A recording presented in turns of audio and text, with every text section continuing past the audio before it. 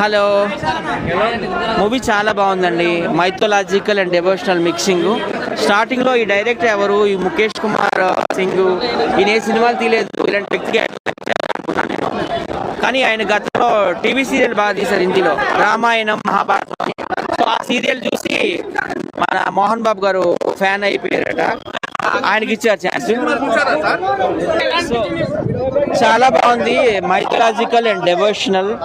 ఇందులో మంచు విష్ణు గారు కన్నప్ప కంటే శివుడి భక్తులుగా చేశారు.